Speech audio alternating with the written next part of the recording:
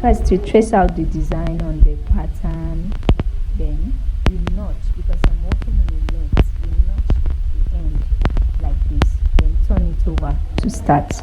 You pick your tackable rhinestone, also known as claw beads. You can see how I laid it. Then pass your needle down, then come to the right side because it has 4 holes.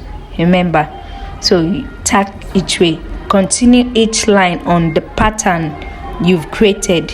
You continue that way all through the petals or whatever design you sketch out to bead on, to get the kind of design you posted that you like to learn.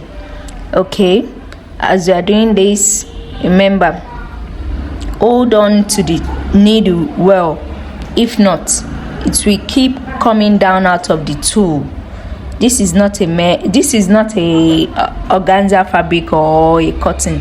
This is mesh, so you have to be very careful while doing that. You can see my small guy at the background disturbing me.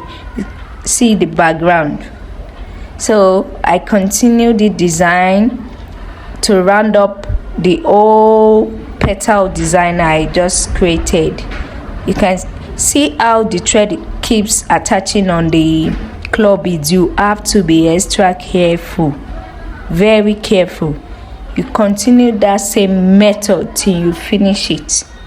You get me? So understand the types of claw beads you want to use.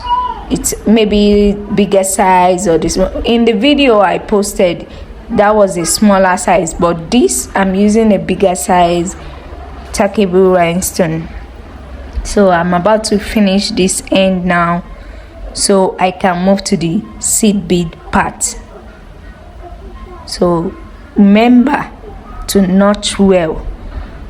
Remember to pass your needle to the 4 sides of the claw beads. Very important. Remember that.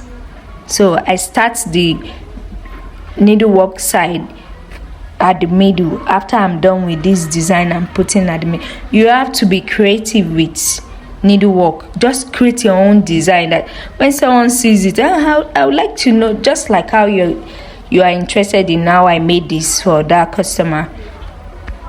Just like that, I just created the design, then go ahead and be creative about it. Just be creative about it. Put your seed beads, just keep going slantly on the design. You can see the parts I've made. So the final part, I'm showing you how I ended it.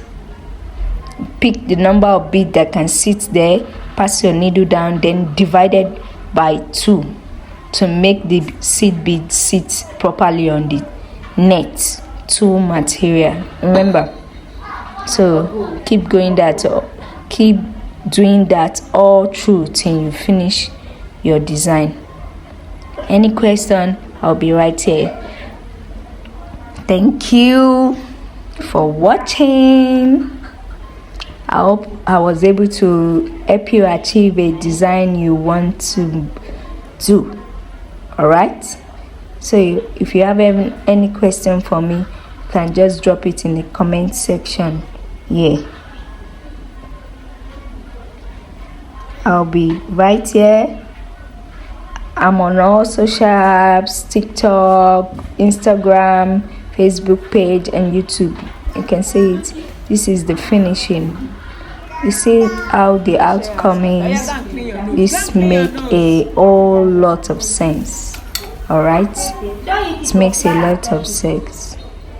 Understand? Thank